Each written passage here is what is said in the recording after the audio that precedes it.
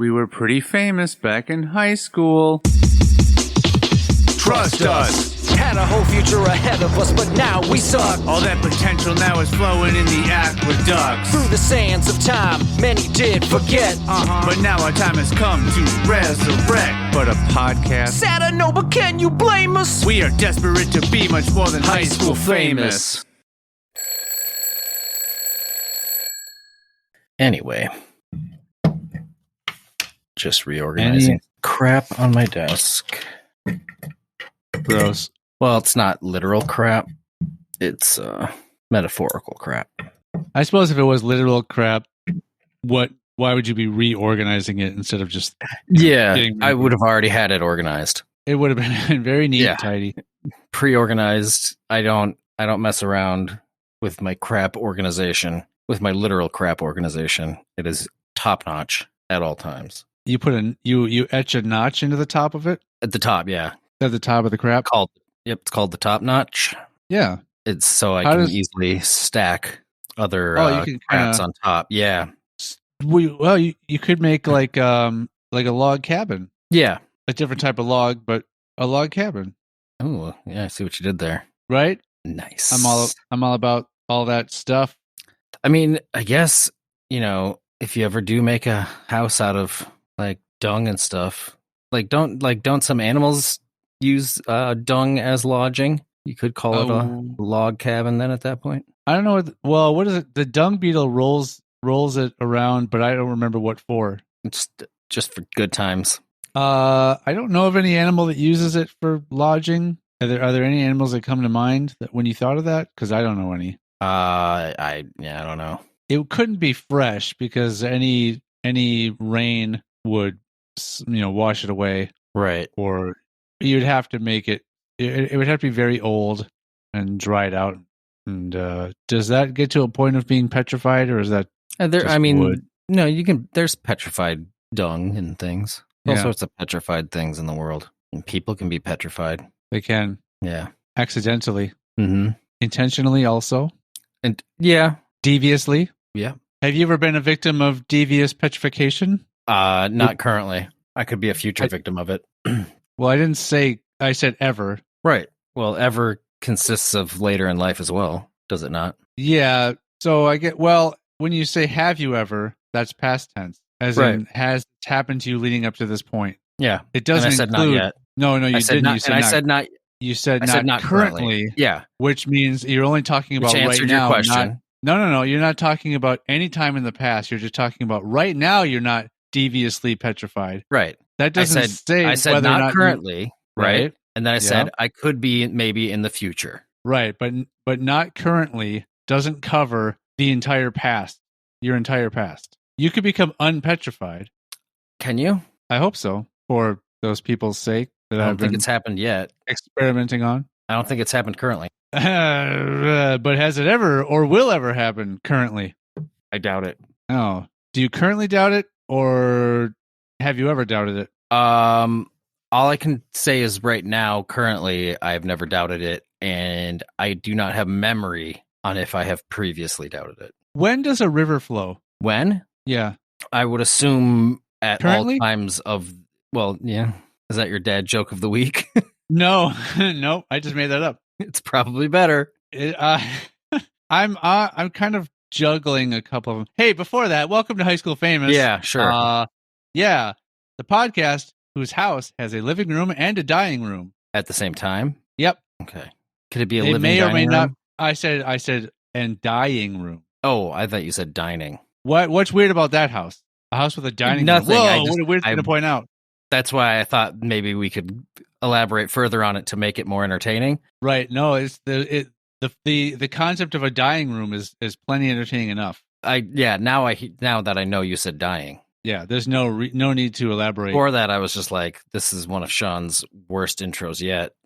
But now I'm like, a house with 4 walls and a door. Up there. It's up there somewhere in the middle. Well, if it's not the top or the bottom, it's somewhere in the middle. It's just not the best or the worst, which is good. Which is just fine. I challenge you to listen back and choose what you consider to be my best and worst intros.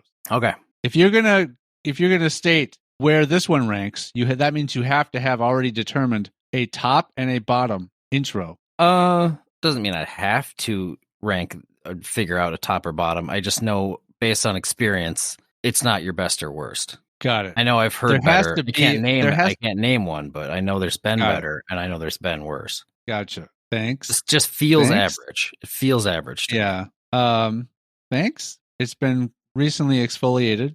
You don't need to thank me. Can I thank anything? You don't need to. I mean, you're allowed to do what you want. That's part of the joy of life, is having the, free will. A right to do thank. As we wish. Yeah. Yeah. As an American citizen, you have the right to thank. Yes. I don't think we often exercise that right as Americans. We exercise the right to you're welcome, but we don't exercise the right to thank very often. Yeah. Which is rude, but we have the right to be rude. Yeah. Thanks for that. You're welcome. So I am just going to do. Yeah, if you're having trouble, read them all. Well, are you having trouble picking between all of them? Well, no. I thought you had narrowed it down. There are 3 here. 3. This is a banger week for dad jokes. If Sean's having trouble picking between the 3 best, or it's just he can't figure out which 2 are worse than the other. Yeah. This one's really short. It's a statement, really. There's a fine line between hyphenated words. I mean, depends on how thick you draw it. Yeah, that's true. So this one doesn't qualify. So scratch that one. I didn't actually read that one. I moved my trash can. Anyway, I asked my priest to bless an avocado. Oh yeah. Now we have holy guacamole. That one's okay. That one's all right. That one is okay. It's clever enough. All right. So what? Okay, you tell me. I'll read this other one. Okay. Which one do you like better? So learning how to collect litter wasn't all that hard. I just picked it up as I went along. I think I like the holy guacamole one a little bit better. Holy guac, yeah. Yeah, it's at least a little bit more fun and playful. It's edgy. It's not edgy.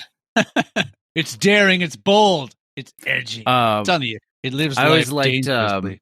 I've always liked the joke that it kind of goes along the same holy guacamole lines is how do you make holy water? You boil the hell out of it. Oh, you know what? Is that in there? No. You're like, that's what I skipped. That's what I skipped. I didn't like that one. I'm going to figure out who makes this and send them a list of... Oh, I'm sure. We should submit a bunch of jokes. Be great. Yeah. Or should we just make our own calendar? I bet you there's, like, who wants the high school famous... If we come out with a daily high school famous dad joke 2024 calendar, would people be interested in that? They will be much edgier jokes. Yeah. Much more bold. They'll be the darker side of dad jokes. Yeah. Dark dads. I don't know what that means. Does not sound like that would make for a good sitcom. Nope. Depending on the Last network. Week on Dark Dads. Would you consider yourself someone that is qualified to come up with dad jokes? I've written some. Do you need to be a dad? Do you need to be a dad to make up dad jokes? Is my question. I don't think you have to be. It's just it's a genre of type of joke. It's a style of joke more than anything. Basically, dad jokes are just bad jokes with the B turned around. That's all they are. Oh, the lowercase b. Lowercase b. Yeah. Gotcha. You don't capitalize dad joke. Right. Of course not. Unless why would you do that? Unless it's a formal joke. Yeah. Like it's all dressed up or it's going to have an apostrophe after the D and there's going to be an S there and it's dad's joke. Like it belongs to dad. Yeah. Then dad would be capitalized. Yeah. Now, if you're a great dad, there would be dad's jokes. Like you would have multiple. Yeah. Not just one. Like it's pretty sad if you're like, oh, that's dad's joke. He just said it. That's all he's got. Yeah. That's like joke. Your dad. Your dad has the dad joke.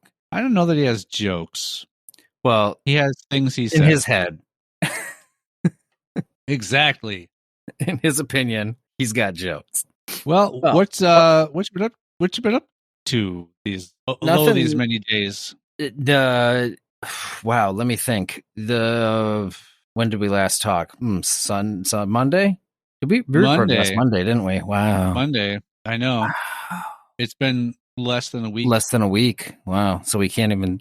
There's barely any time that has passed where we could have even done anything interesting. No, I mean nothing too interesting's been happening. The weather doesn't know what it wants to do. It's So true. there's been that. It's been some great mornings of getting up and being like, wow, I can just head out the door without my jacket on, and then the next day it's like, God, I better wear a jacket or I'm going to die. So there's been that. When were you in a door? I was in a doorway. But you didn't go out the doorway. You went out the door. So you had to have been in the door first. You know, nobody picks on common turns of phrase more than you. Well, if you really have you ever have you? Well, yeah, but do you say I'm going to go out the door, or do you say I'm going to go out the doorway, Sean? I don't say either. I'm going to say I'm going to go outside, or but I'm going to leave. How do you go? How do you go outside? How do you leave? What do you do? Do you go out the door? I go through the doorway. Yeah, but do you ever? You never say that. No, but I don't say either. I already told you. I don't say. I never say I'm heading out the door. I went out the door. I don't okay, so if that. you're going to tell somebody that they need to go into a certain room, do you say, "Oh, you need to head into that. You need to head through that door"? You don't say you need to head through that doorway. No, but that's incorrect. You're right. That's incorrect. Though. Yeah, you should say you need to go through that doorway or head through that. So doorway. we're not having the argument of what should people say. It's what do people say, and people say go through that door. So you're picking on the way I'm phrasing the situation, knowing well and good that it's the same way everybody talks. I'm not picking on you specifically. You're just the only person I talk to. Well, and you haven't talked to me in nearly a week. I know. That's why this is so... this feels like an attack. It is. It is. I've been winding up my attack rod to, launch a successful siege. You're going to siege me? Yeah, the way I siege it. So to siege me, you will need to enter me. In what way will you enter me? Through the doorway? Well, do you have a doorway? Do you, does your person have a doorway? I'll never tell. Yeah, You'll have to find out during the siege. I know you have several orifices. I heard you said an orifice. Orifices. Orifici. Is that the plural? It should be, if it isn't. I have several orifici. I consider myself orifestive. Oh. I decorate for the holidays. I'm very orifestive. I'm the most orifestive person I've ever met. Again, this explains why you're the only person I talk to. It's just really annoying when you put your tree up before Thanksgiving, Sean. Yeah, it really... It's annoying for everyone. Sometimes it's the most convenient. I mean, for you. That's it's very inconvenient for everyone else. But I put it up for me. I don't put it up for everyone else. And then you leave it lit for all hours of the day. All night, all day? I don't know how you sleep. Indoors. You sleep indoors? I sleep indoors, yeah. Oh. I have multiple doors that I sleep in. They're big doors. They're thick doors. They're sleeping doors. Oh. Like the doors are also asleep. Where do you buy those? Lowe's. Door store. Lowe's, Home Depot, Menards, other door. They have thick sleeping doors? Yeah, check them out. They're check them out. How well insulated are those? Almost all the way through. Oh, except for the sleeping quarters. There's the area for the person to sleep. Otherwise, and then around that area is the insulation. Okay, so at least along the sides of you, because I assume you're in it flat. So I would assume just your sides are warm at night, but your back and your front are. Yeah, there's a little bit in the top and the bottom. Or the back and the front. And I'm not as tall as a door, so there is some insulation at my head and my feet as well. I'm completely surrounded. I'm completely encapsulated in fiberglass insulation. Oh, good choice. Not at all itchy. Wait, I think it might actually be cotton candy.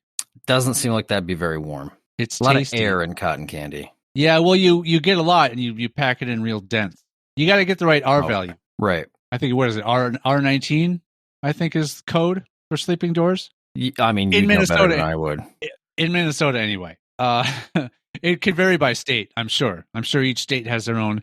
Well, yeah, you don't need as much insulation in the southern states. It doesn't get as cold. Insulation is also to manage the heat as well. It's not just the cold. So you're wrong. Okay. I think you might need, depending on how hot it is, you might need more insulation in some very hot areas versus very cold areas. It all depends. Right.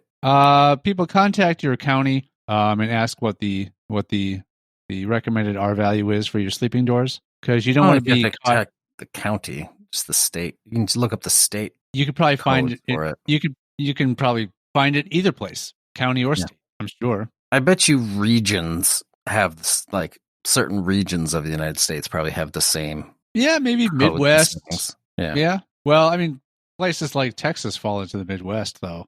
Doesn't get nearly as cold, I suppose, as up here. So, So maybe not the Midwest is a region. not just There's subregions. The upper Yeah. Midwest, for example. hmm Yeah, the lower Midwest, the middle Midwest. It's called Tornado Alley. All of that is right. The whole Midwest is kind of Tornado Alley. No, not all of the Midwest. It's kind of the Midwest. Sure, The Oklahoma mid to upper area, the Oklahoma range, Oklahoma, Missouri, Kansas-ish type section. Does it come all the way up here? I mean, we neck of the woods? get tornadoes up here, but not as much. How many necks do the woods have? Next to the woods, how many tornadoes do they have? No. How many necks? Like you always say in our neck of the woods. That suggests that each forest has multiple necks. No, each woods. A woods is not necessarily the same as a forest. What is the difference? Probably did we talk about this before? I know we did lakes. No, we did lakes. Whatever. Yeah.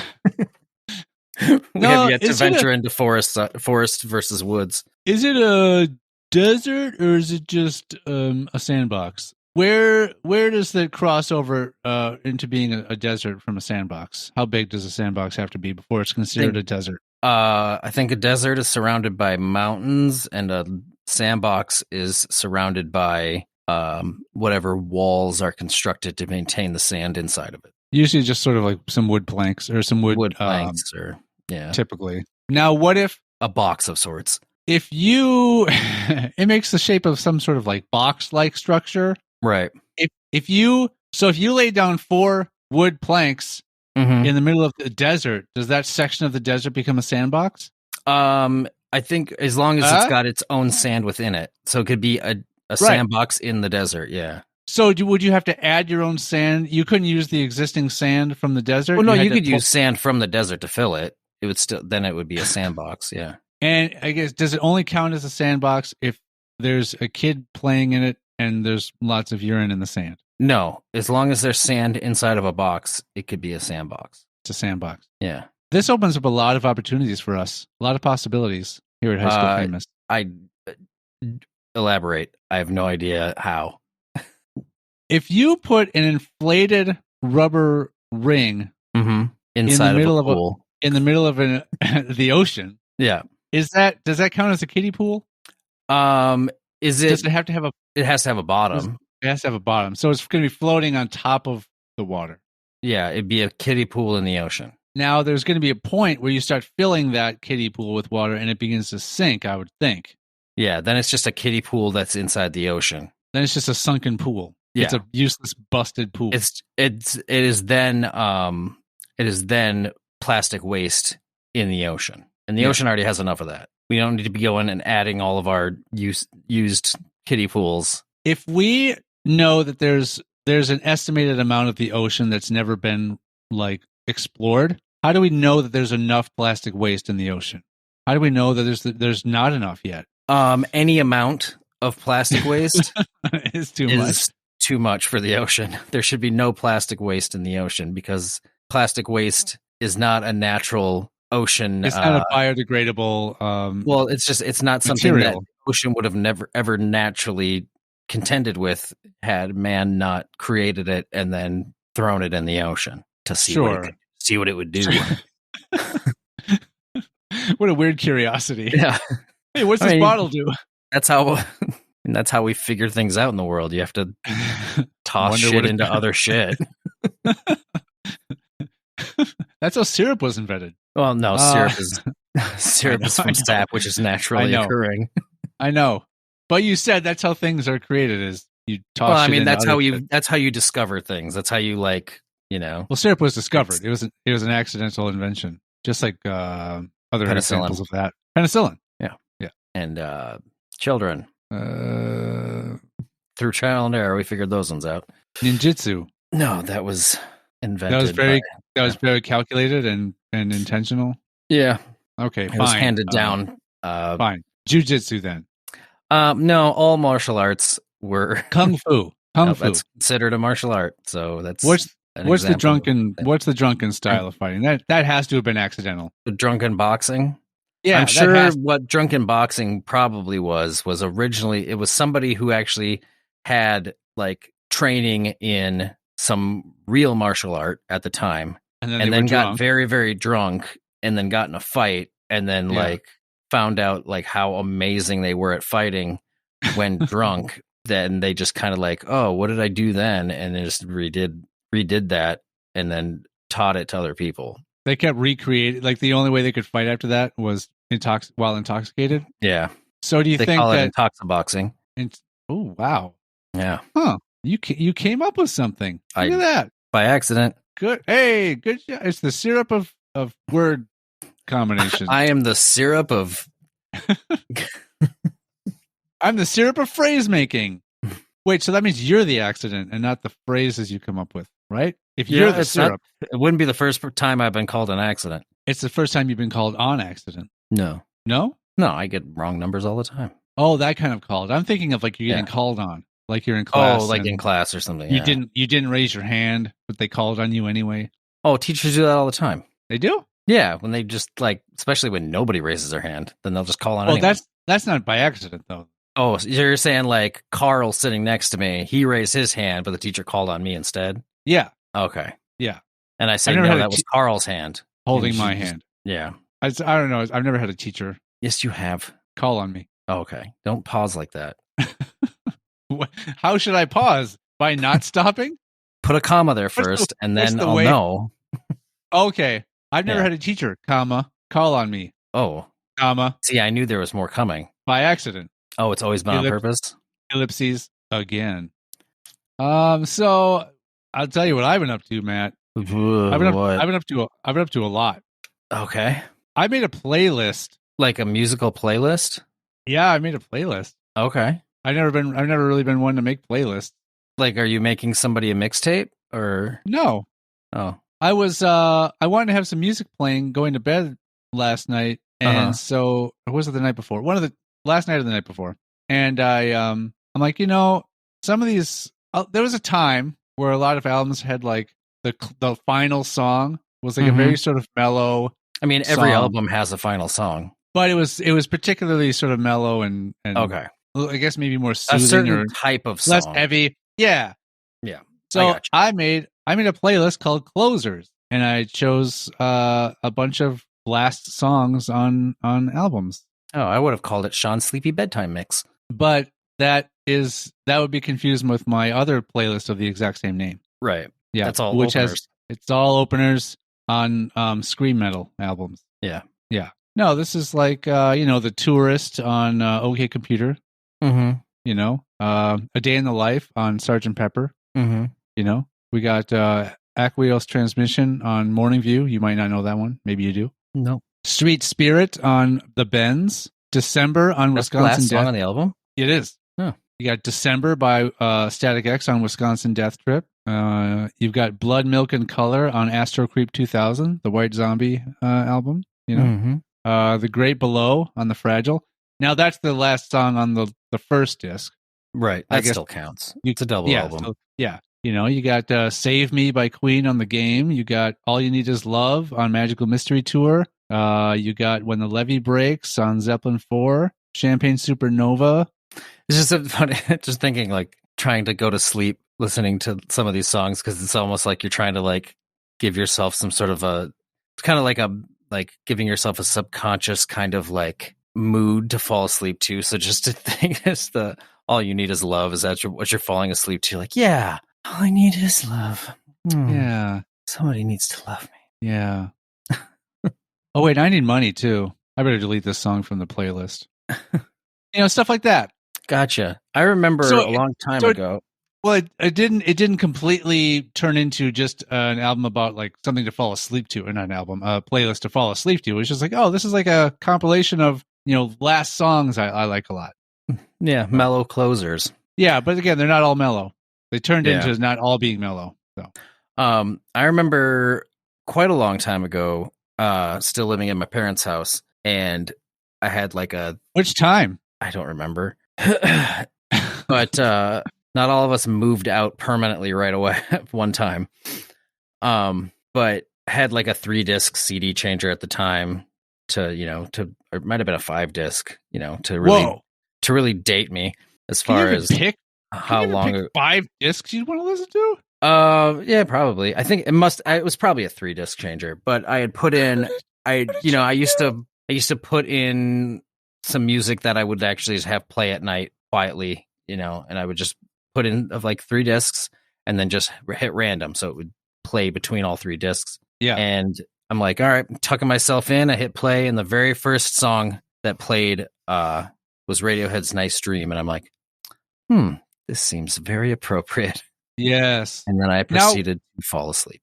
So I ran into that sometimes where I thought of that song, and there's a couple other songs where I thought of. I'm like, wait, those. I double checked. I'm like, is this the last song on this album? Because that'd be awesome, and they weren't. So so yeah, no, that's a great like fall asleep song. Yeah, it's very meta at that point. I'm just like, yeah, all right. I also like A Warm Place off of the Downward Spiral. That's that just instrumental. Right. Yeah, but it's not the last song, so I can't include it. You'll have to make a completely different playlist. I've always wanted to just do a great like instrumentals playlist. Just all my favorite instrumentals, and there would probably be a lot of Nine Inch Nails on that. Yeah, I know a lot of good instrumentals. Well, and I don't know if you know how well you know their whole catalog, but I know they have that string of albums which are called like Ghosts something or other. Aren't those all instrumentals? Or Ghost 1 through 4, I think, and they're all instrumentals. Yeah, I thought so. They've become a playground for other artists to use as samples in their music. Oh, got it.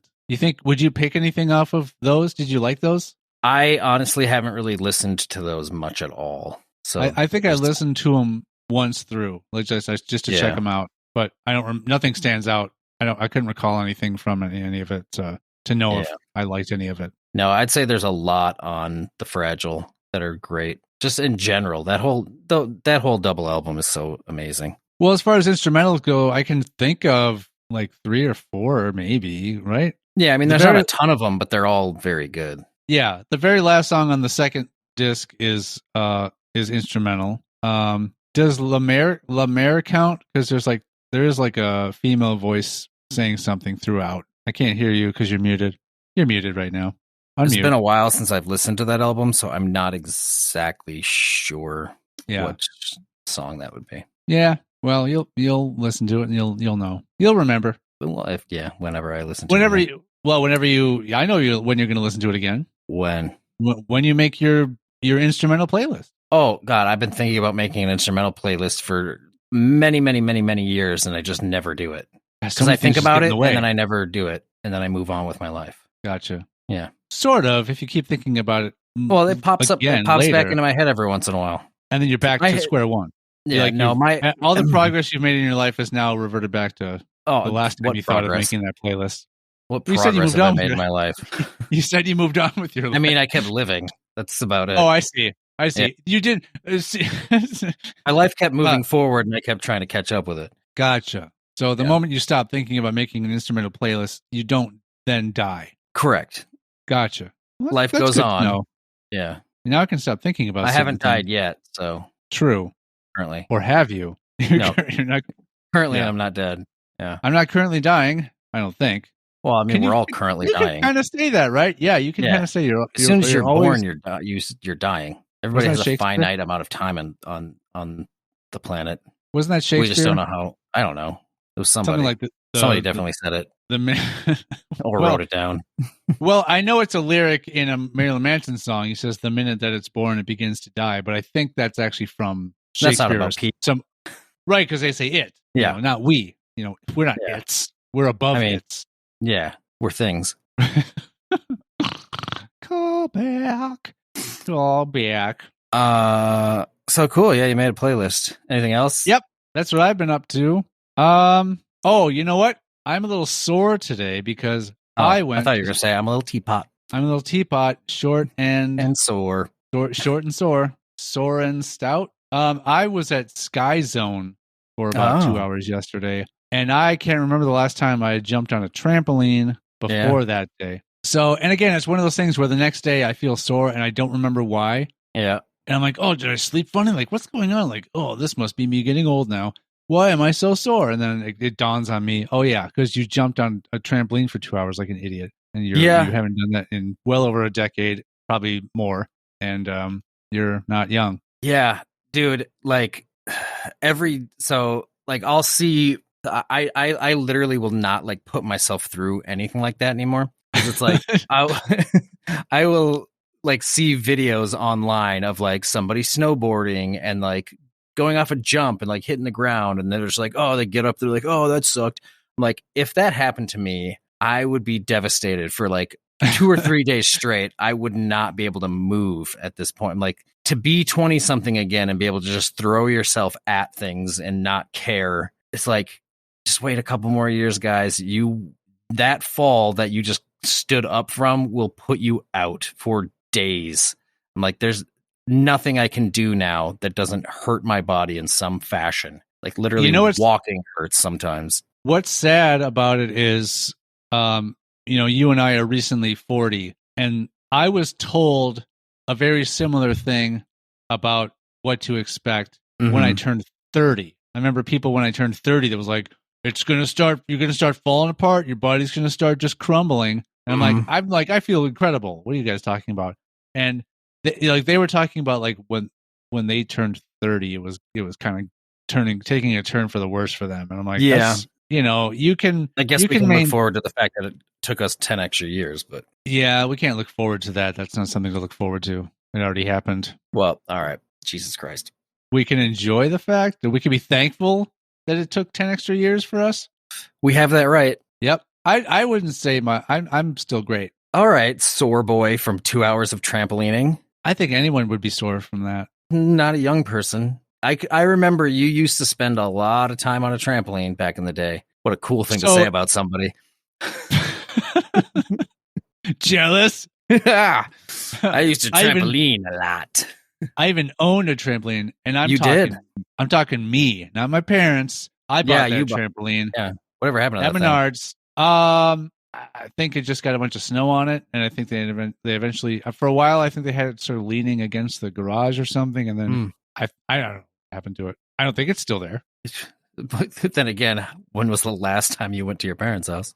It was a while ago, a few years ago. But I wonder though, if I started regularly jumping on a trampoline and it became as often as it was back then, would I experience soreness, or would I just get used to it? Eventually you get used to it again, because all those muscles will build back up. Because the reason you're sore is you just haven't done that activity with those muscles like that in a long time. Now, when you were were you doing some of your old tricks yesterday? Were you throwing some backflips in there and stuff? I did a few backflips. Okay. Yeah. I didn't because I don't know if have you ever been to Sky Zone? Probably. Most the sort of the free jump area, it's not like one big, it's multitude of trampolines in these little sectioned off squares. Yeah. And so you don't have a lot of room.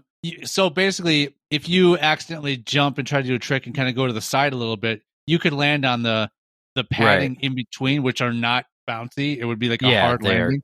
Yeah. So I didn't get too crazy with trying things because I didn't want to just land on that and hurt myself. So I didn't even try for a front flip. I did a few back flips, and I would jump from one square to another square and do like a 360 in between, like in the air. Crazy. Yeah. 360 grab sometimes. Sometimes I do a grab while I'm at it. Yeah. So I'm still young.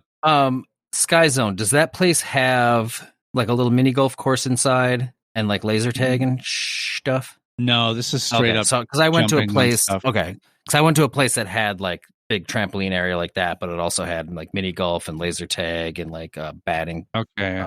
Batting range. Batting cages. Batting cages. Batting range. No, there is one area that does have stuff that isn't jumping on a trampoline, but all they have is it's sort of like a food court.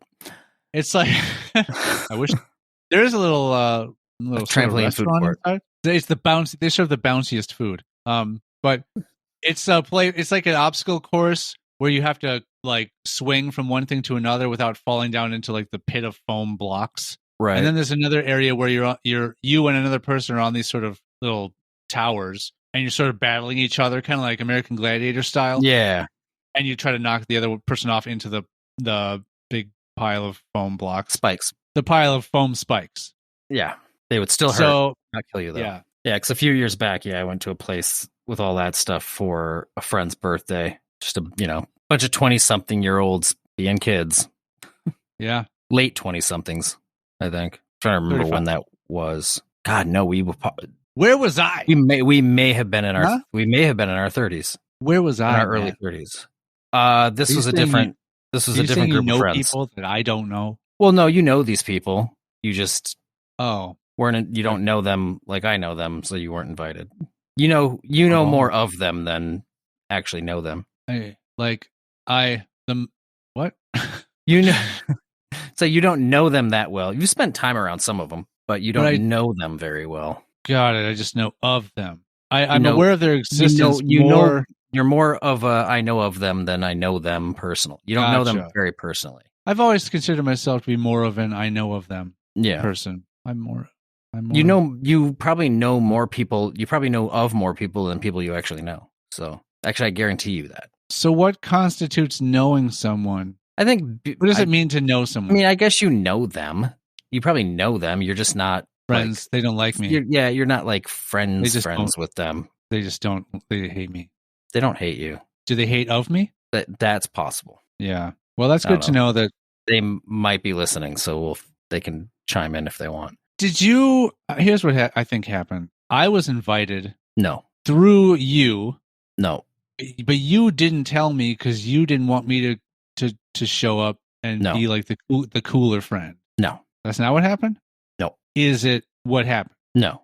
You were not invited because you're not part of that friend group. So you answered no to is it not what happened, and you answered no to is it what happened. So which is it? I'm catching you in a lie here. It did not happen the way you explained it. Did it happen any other way? It merely happened as you were not invited because they don't really know you. They just know of me. They know of you. But not of enough of me. They don't know enough of me to invite me. Right. How much of me do they have to know? I would say they'd have to be like, how much of me do they have to know of? Well, if they don't, if the reason that they don't invite me is because they don't know of me, or they know of you, but they don't know you. Right. So that's why they don't invite me. But the only way that they would invite me is if they get to know me. And if I'm never invited because they don't know me, then they'll never get to know me to the point where they would invite me to things. Yeah. So how the hell did you get in this group? Through other people. Through other people? Mm-hmm. Indoors? So other than Sky Zone, yeah, and being sore, was that kind of you got. So this week, well, there's also the playlist. You made a playlist and got sore. Made a playlist, got sore from. You have to name the activity that caused the soreness. That makes it sound like you made it sound like me making the playlist made me sore.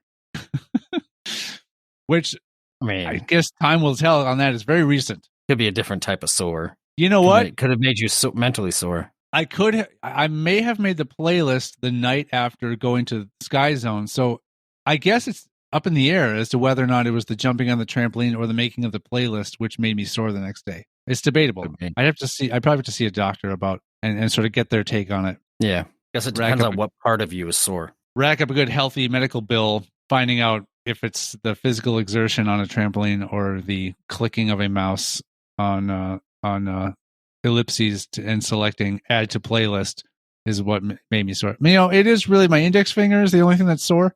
Oh, but I use that to jump a lot. I jumped off of my index finger a lot on the trampolines, and that's not to say do you do backflips. That's not to say I was standing on my index finger and then I jumped off of it. Right. What I mean is I'm landing on my index finger and then using that like a pogo stick. Like a pogo stick. Yeah. Right. It's my index stick. That doesn't sound right. Oh, so I saw this clip of it's Bill Hader. Mm-hmm. I guess he used to work for the South Park crew, I think. Mm-hmm. Because he was talking about the whole fish sticks thing. Yeah. You've seen that Kanye West episode or whatever, right? Nope. But I'm aware of it. You're aware of the joke and what it's about? Mm-hmm. So I guess he was. It made me think of us because he was having just a whatever conversation with someone else that was there. That was like, oh, you mean fish sticks, or do you mean like the actual penis of a fish? Like, what do you mean? Do you mean fish sticks, or what do you mean? And then I guess Trey Parker turns around and he goes, "Has anyone made that joke yet?" And he quickly jumped on Google to see if anyone has made that joke before. And he's like, "No one's made that joke. No one's made that joke. What do? We got to use it." So that little story, maybe we do that. We've done similar things. We've done similar stuff. Yeah, and we're just as successful. Yeah, I think it's best. I think it's best sometimes. I think in his position, yeah, you have to look it up and make sure if you're going to write an entire episode around the joke of fish sticks. Yeah. Then you got to kind of look it up. I think for us at the level we're at, it's okay to just make the joke and assume it's probably out there in the world, but still be happy that you kind of came up with it. Yeah. And but find out later.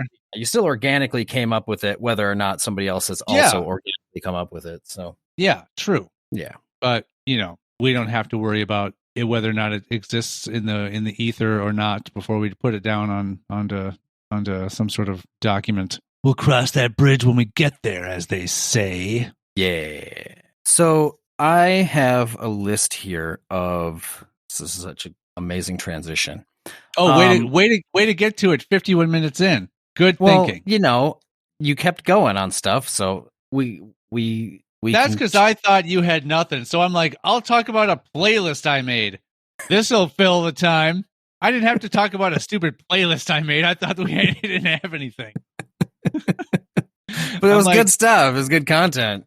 Sure, yeah. I'm scraping the bottom of my ever exciting barrel of a life to try to fill this airtime, and you're like, well, you're complaining like your exciting barrel of life. The content I'm bringing to this is nothing about my life at all. That's how much more exciting my life is. I have nothing to bring to the table, so I have to find other things. I guess that's a win for me, but again, still a playlist. It's still just a playlist. It's not that great. I mean, does anybody make playlists anymore? I don't even know. I don't know. I suppose the question would really be for the folks that were heavy into making playlists before. Like, do people still make playlists? I don't know. I think people still do.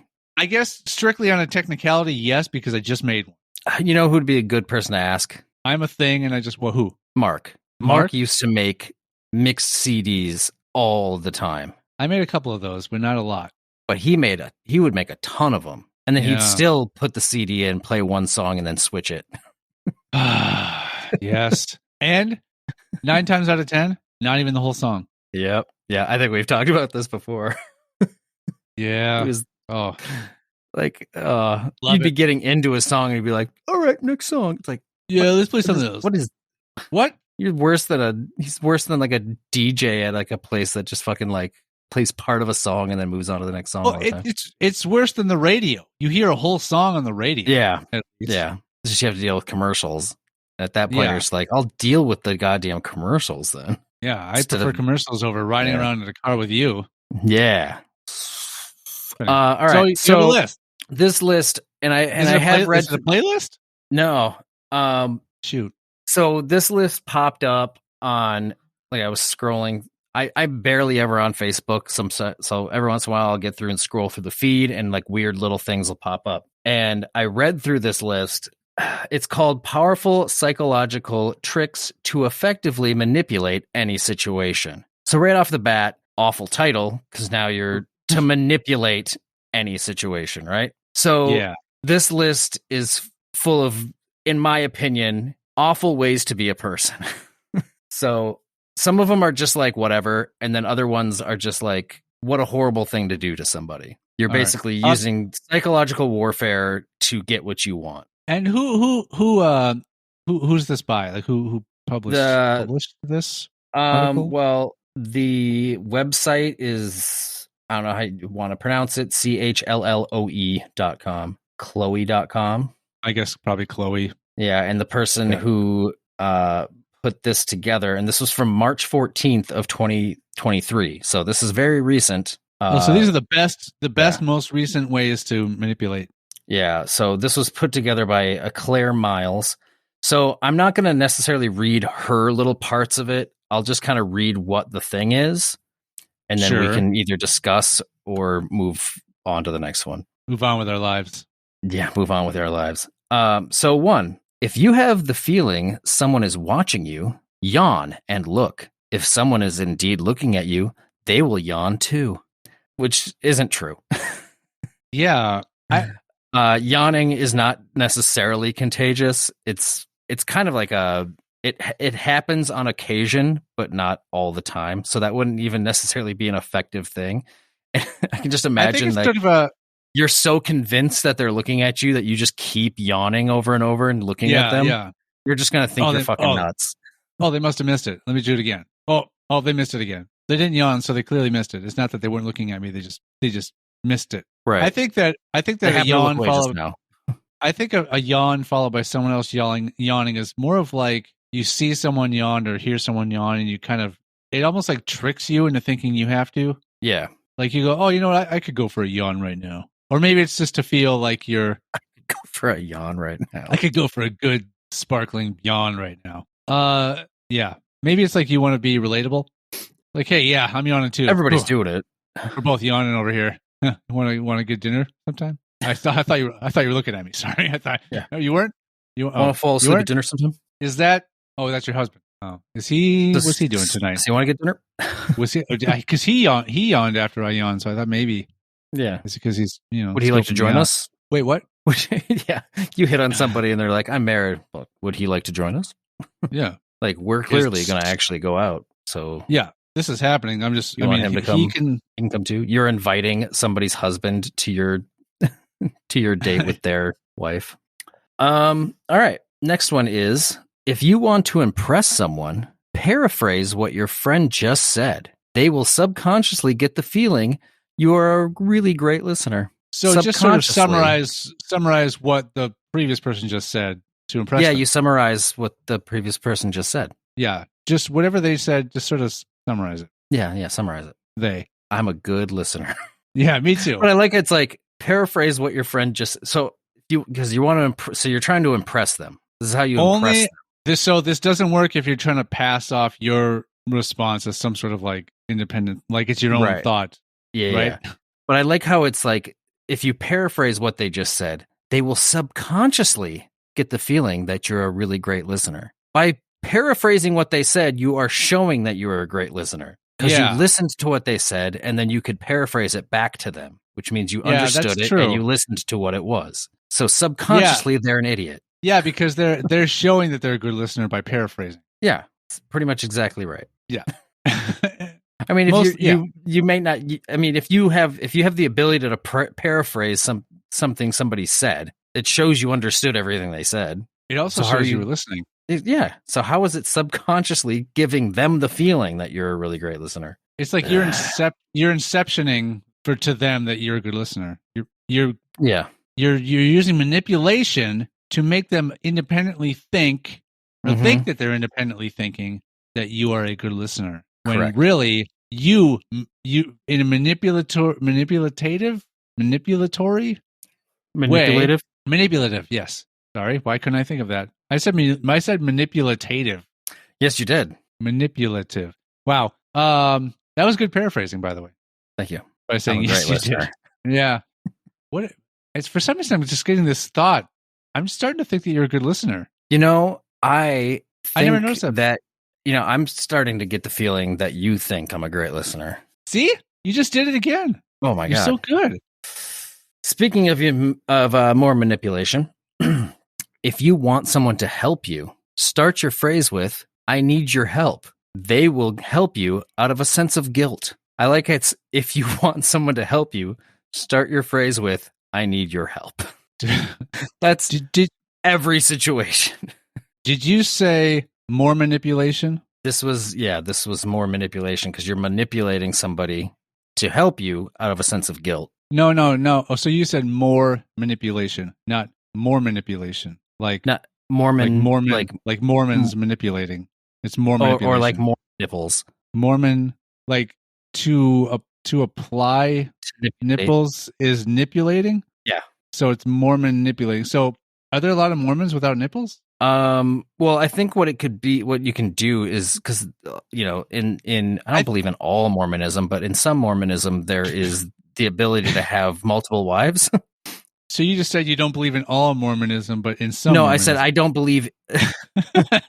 I don't believe it is in all Mormonism. Okay. I don't believe in Mormonism. Oh shit.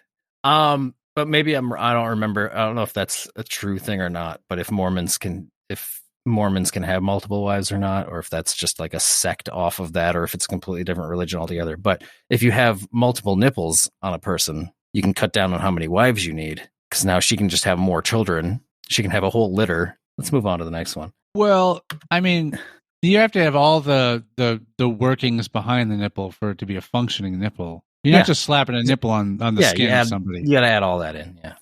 You got to add all that in. Yep. All right. Yeah, that's how they do it. They just add all that stuff in there. If you just move on to the next one. If you believe a person doesn't like you, ask them to borrow a pencil. I should say ask them if you can borrow a pencil. Otherwise, it sounds like you're asking them to borrow one. Go borrow a pencil from somebody, please. The favor is so small that your hater most likely won't be able to say no and will come to the conclusion that you're not that bad. What? That's exactly what I thought when I read this one. It's so how? Yeah. Oh, you know what? He asked to borrow a pencil.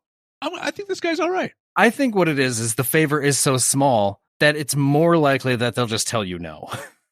Yeah, and so why the whole borrowing a pencil? Whatever happened to asking the time? That was the whole gauge, right? They won't even give me the time of day. That's how little they care about me. Right. That was like the standard. What happened to that standard? Now ask someone what time they it is. will not borrow me the pencil of day. You know what I used to think that meant? Not give me the time of day. What was that? I thought it meant like not spend any time with me. Like they won't give me any of their time. I think that's what it's kind of. I think what it really means is if you ask them what time it is, they won't even tell you. They won't even respond to you. I think it just gets used in any sort of fashion now, but that's probably what it originally really meant. It makes sense that that's what it would originally mean. Mm-hmm. Yeah, but now it's just like somebody won't even talk to me or anything. Yeah, it's like oh, they're not talking to me today. No, yeah. I didn't ask them what time it was. But yeah, this one's very stupid. I think it's very easy for them to still just say no. If somebody doesn't like you, they're not going to. You know what? You asking for a pencil is not going to be like, that's a small gesture I can give them. It's like, no, I hate you. Fuck off. I'm not giving you a pencil. We could have been so much more popular in high school if we were just asked to borrow pencils from everybody that we knew disliked us. Then we would have so many pencils, and people would like us because we're the guys with tons of pencils.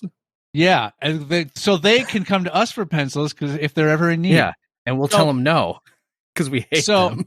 So, look, folks, it's too late for us. But if you're currently in the education system, if you're in lower school, middle school, high school, this is nothing about school. But just hear me out. Okay. These are the times when you're concerned about people liking you or not. You're concerned about pencils. You're concerned about pencils. You're concerned about whether people like you. You're concerned about time. Lots of things are going on in your school years. If you're currently in school and you're worried that there are people that don't like you and you want to find out, just ask them to borrow a pencil. See, what I'm doing here is I'm paraphrasing what was suggested on the list. I'm just saying exactly what was said. That proves that you were listening to the list. Right. Which means that I'm not doing anything useful here. Yep.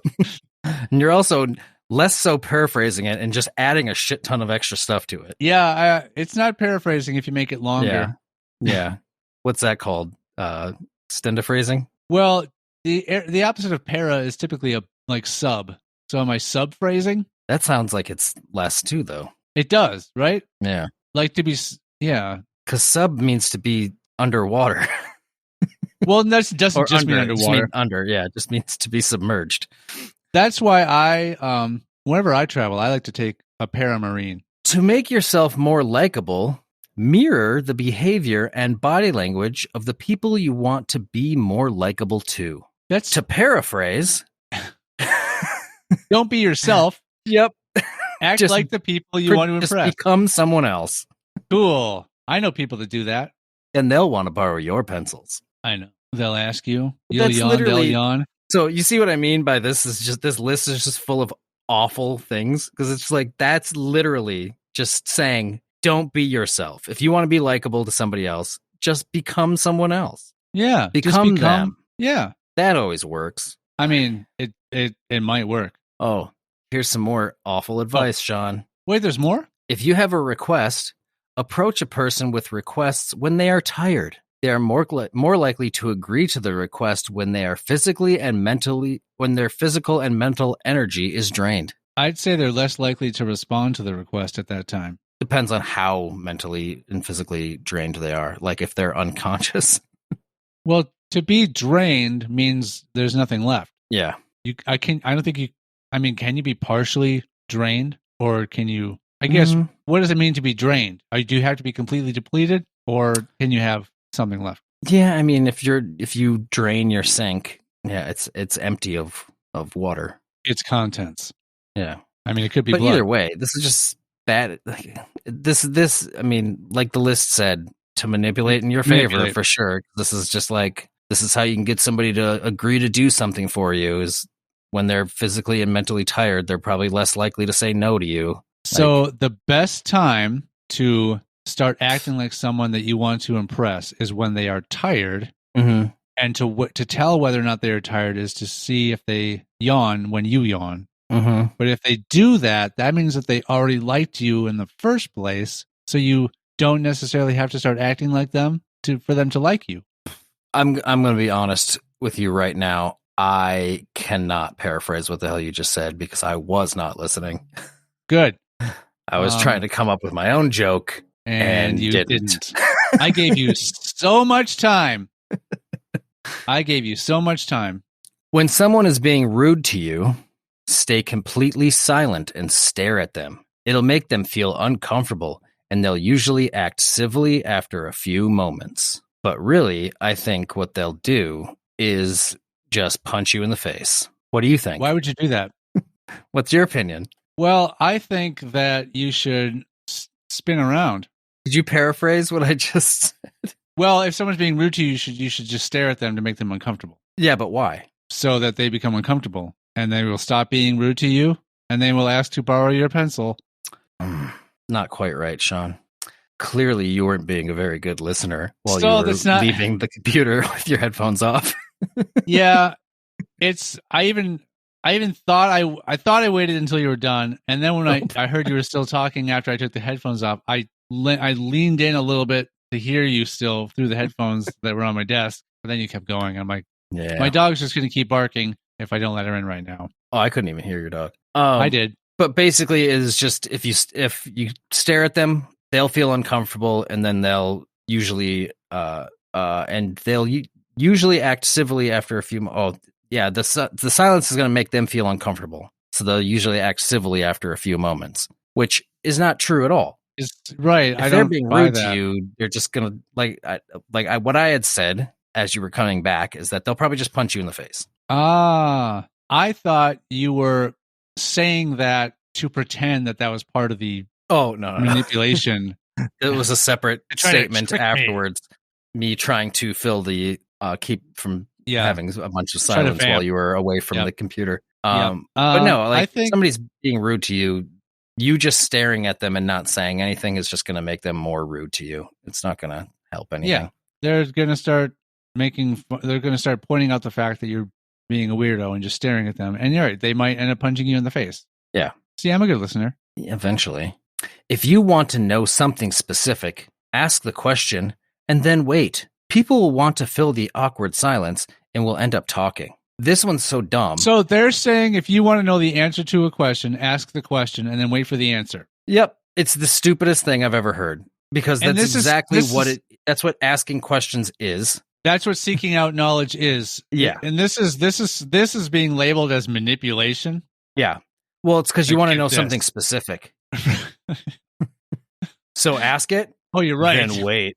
I mean, because asking about something specific is quite rude. Yeah. Oh, yeah. But here's the thing. If this is some sort of manipulation, right? And you're going to ask somebody, like if I'm going to ask you something specific, but what if you don't know the answer? And now you're just going to awkwardly fill the silence and end up talking. Are you going to answer my question? or are you just going to fill it with whatever, or are you going to make some shit up? Yeah, I'm not going to you might either. Like, there's a decent chance in here I'm not going to get the answer I'm looking for, or just even the right answer in general. I know that we haven't heard everything that's on this list yet, or I haven't, but so far this is the stupidest one. It's pretty bad. Yeah. Here's another banger that's would not work well in a city. When walking in a crowded area, look where you're going, not at the other people. They will naturally move out of your line of sight, making it quicker to move around. That is not true. No, not at all. If you've ever walked around a major city, they will just run into you. Because, or the halls of a high school. Yeah. Well, so speaking specifically of like a major city. Yeah, or high school. The people that, I'm speaking specifically of a major city. That me personally right now, I'm speaking specifically of a major city. Okay. When you are walking down the streets of a major city, I will use Chicago as an example just because I have experience here of walking down like downtown streets. The locals don't give a shit about all of the tourists, and there are a lot of tourists. So if you're walking down the street and like gawking at shit and looking around, that just makes them more angry that you are just in their way and not paying attention to where you're going, that they will literally just run into you or yell at you. They'll yell at you. Well, yeah, like get the fuck out of the way.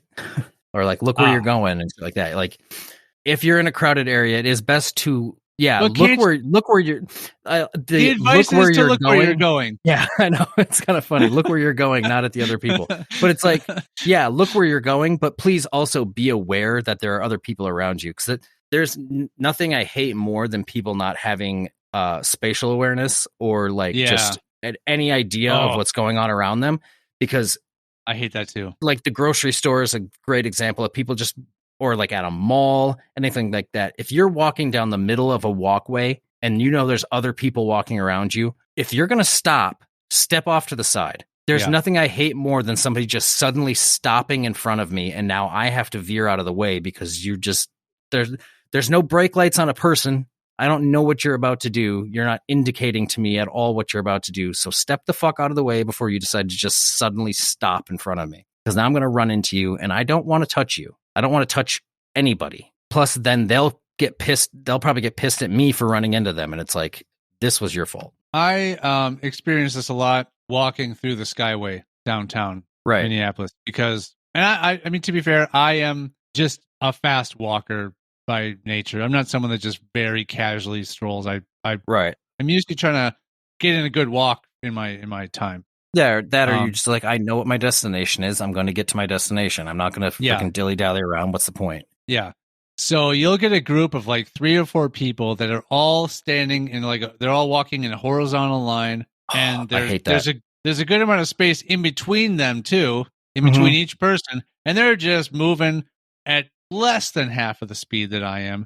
Right. Just kind of, yakking with each other and whatnot. But they're not far enough away, like from the right side so much for me to like go around them on the right. Right. And then of course there's oncoming people on the left side of them. And so you're just kind of like, you have to you're stuck, and you have to wait for a moment where there's a gap and you can just zip around them. But I think that they have to, even if they see enough people like sort of frustratingly pass around them, they don't do anything about their arrangement. They still stay. They don't huddle closer together. They don't move over.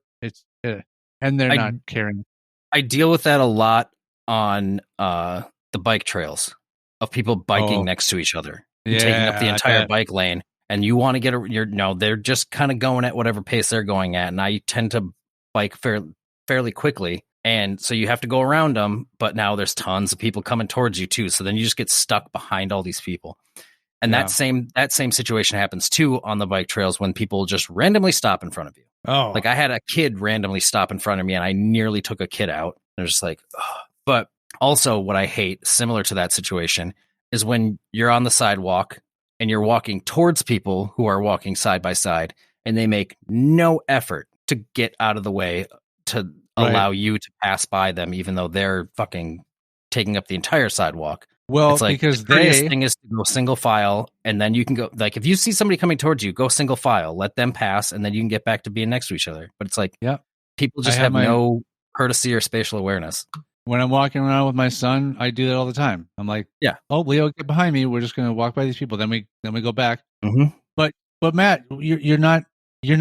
They're following these rules. They're following these guidelines. Those people are just watching where they're going so that you will move for them. They're following this advice.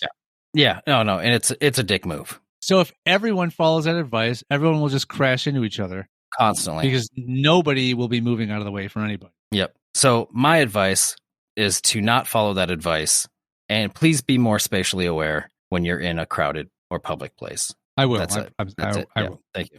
All right. If you suspect that someone is lying, look at their body language cues, such as a lack of expression, a bored posture, and playing with their hair or pressing fingers to lips. A bored posture. Yeah.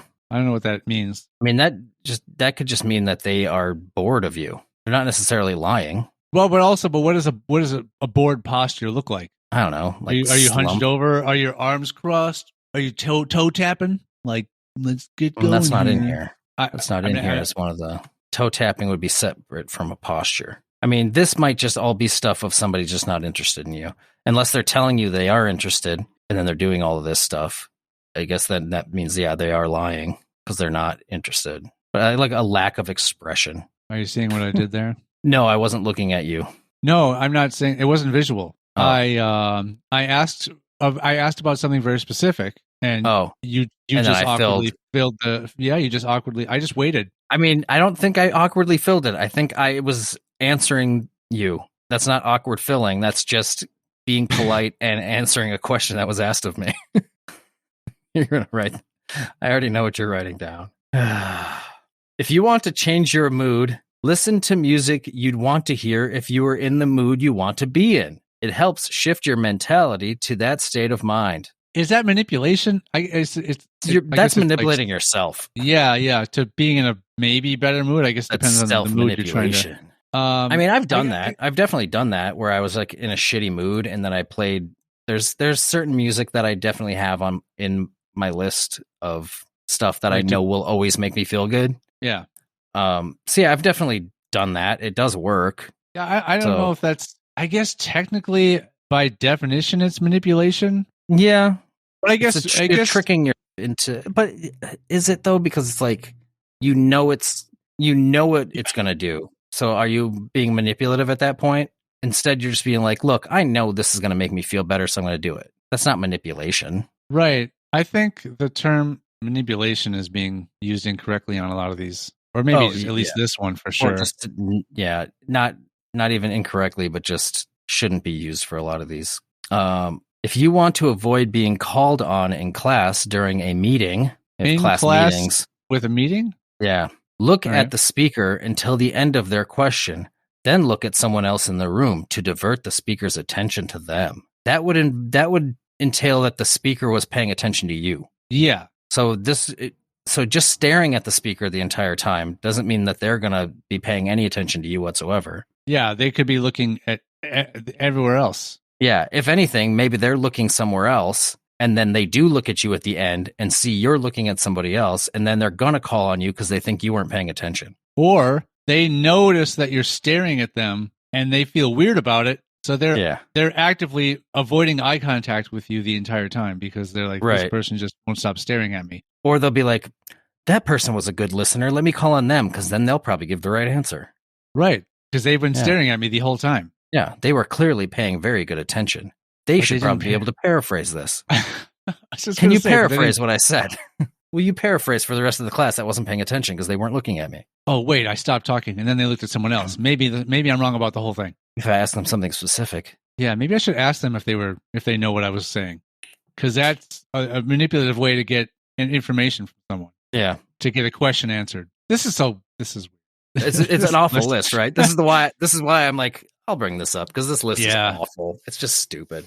If you want to find out who someone likes the most in a group, pay attention to who they look at after someone says something funny. We tend to look at our favorite person as they laugh. Why do you give a fuck if somebody likes someone the most in a group? Well, wouldn't you look at the person who said the funny thing? Well, it depends. If you like them or not. If somebody says something funny, then everybody starts laughing. Then that person then might look at the person that they like the most, who's all like, we're laughing together, and like I look over and like, oh yeah, she enjoys the joke too. But it's like I just like. Are you trying to convince the list that you're a good listener? No, because I read it. But then you paraphrase it after that. But no,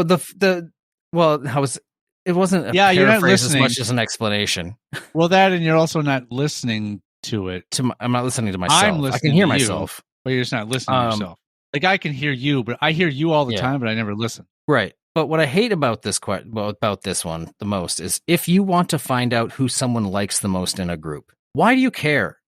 Well, you want to know if they like you. I suppose. But then it should say that. If you want to find out who might like you in a group, see who looks at you when you're laughing or something. I don't know. Yeah, and I guess if you're worried that someone doesn't like you, just ask them to borrow a pencil. Yeah. That's the dumbest little slip up of this whole list so far.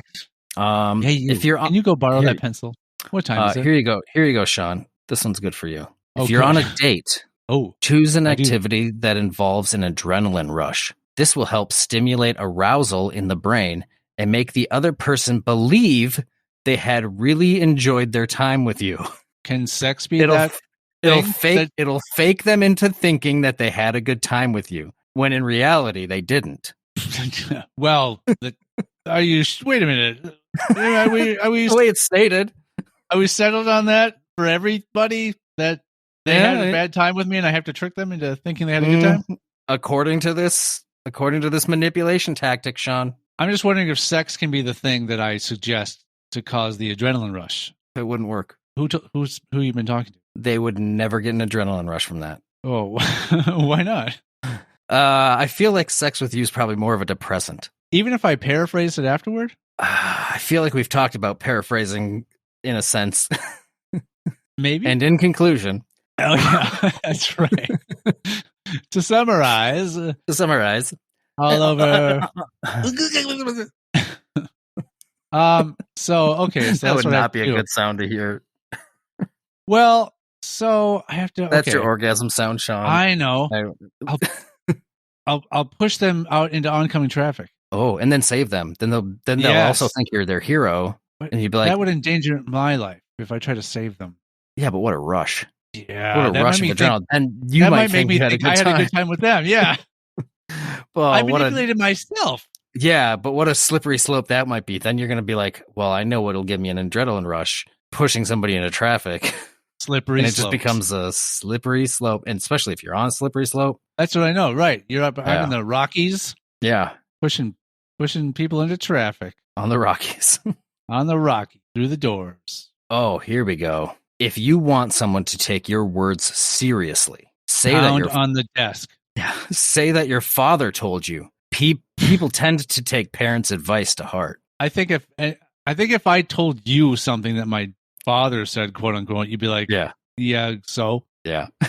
I'm like, that doesn't work. Sounds like something he would say. This only works well. You would never tell me something that your dad said to try to be serious about it, though. To try to no, you'd be more like, listen to this shit my dad said. So this would only work on someone who doesn't know my father, right? Like if I have something that it isn't anything my father said, but I'm trying to say something that I want this person hearing it to take seriously, I have to claim, but it doesn't. Anyone who knows my dad, it would not work on them. No. What if you told somebody, my father told me that we have to have sex right now? They'd be like, and they would take that. They would take that to heart. People tend to take parents' advice to heart. Yeah, they wouldn't be weirded out at all. No, by the fact that you are talking to your father about sleeping with somebody, and then you just be like, it's okay. Me and my father aren't very close. Should make it even weirder. He's right behind me. We're not close. Oh. I said me and my father are not close. That's what makes it weirder. I haven't talked to my dad in years. He said, yeah, that we need to have sex with my each dad other. died in 94. But I went to his grave, and then his spirit told me that he watches me sleep with people, which are things. This one makes no sense whatsoever, and we'd have to try it to see if it actually works. Okay. An easy way to win. It wouldn't work with us to try it to each other right now because we're learning this manipulation tactic. An easy way to win a rock, paper, scissors game is to ask someone a question just before the game starts. Chances are that your partner will most likely throw scissors. Based on what? I don't know. If you ask them the question to ask them is like, what's your favorite way to cut paper? What's your favorite pair of scissors? What's made of metal and is sharp? That's a lot of things. I know, but yeah, it would get them thinking about scissors. Yeah. Now, of the three choices. But I would think of like a jagged piece of steel, which I guess could be called a rock. I don't know. But you're always thinking about jagged pieces of steel. Yeah. No, steel would not be considered a rock. Oh, what if it's like in the ground, like you mined it? It's still not a rock. Is it more scissors than a rock? Is like freshly mined I see where you're going. More a rock than scissors, or more scissors than rock? Like, would you say a chunk of a tree is more paper than a rock? Yes, or more rock than paper? Because it's more paper than a rock. There's a chunk of petrified tree. Is it more rock or paper? Well, are you mining the chunk of the tree out of the ground? You could, if it's a petrified chunk of tree that has been buried over time. Is that more rock or paper? How do you bury something over something? Usually under something. See you next Tuesday. Yeah, sure. Bye. Farewell.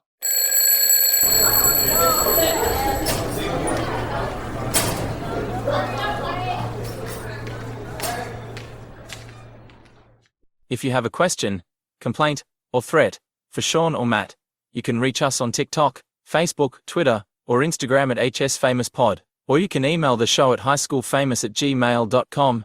No animals were pleasured during the making of this podcast, despite our best efforts. All hail our Lord and Savior, Sore boy from 2 hours of trampolining.